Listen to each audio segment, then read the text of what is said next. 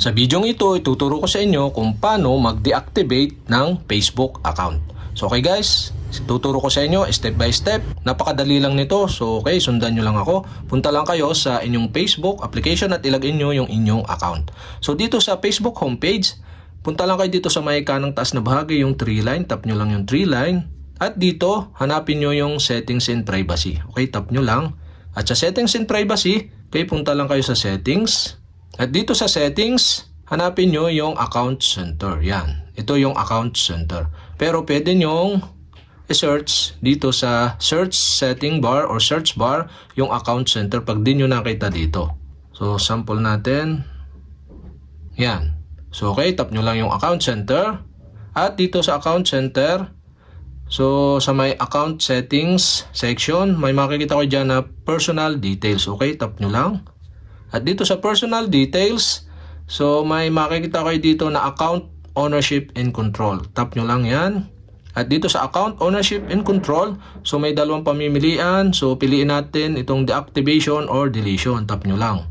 At deactivation or deletion, so tap nyo yung profile nyo. At dito, may dalawa uling pamimilian, yung deactivate account and delete account. So sa video na to, tuturo ko sa inyo yung kung paano mag-deactivate.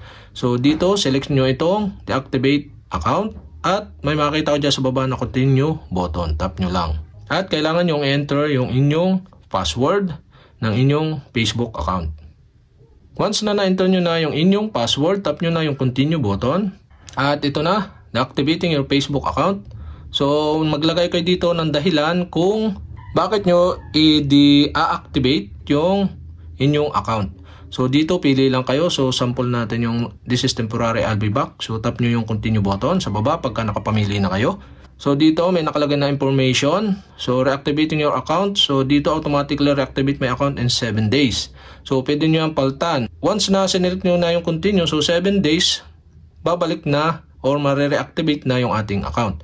So, pwede naman yung paltan, tap nyo lang. So, pwede nyo iset sa 1, 2, 3, 4, 5, 6, 7 or don't reactivate automatically.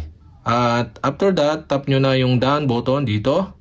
Tapos yan, nakita nyo yung don't reactivate automatically. So, tap nyo na yung continue button. At confirm temporary account deactivation. So, dito mayroon pa rin isa na continue using messenger. So, once na i-deactivate nyo yung account nyo at hindi to naka-check, so, ibig sabihin, pati messenger, deactivate na.